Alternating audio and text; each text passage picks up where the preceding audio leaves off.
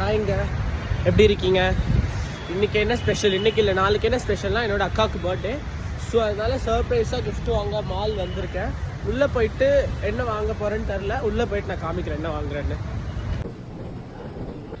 Guys, இங்கே பாருங்கள், ஃபைனலாக இது இல்லை இந்த ப்ரௌன், இது ரெண்டுத்தில் ஏதாவது ஒன்று எடுக்கலான்னு இருக்கேன்.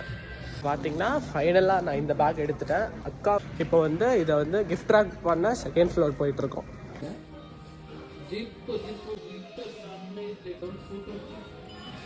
C599. Inside.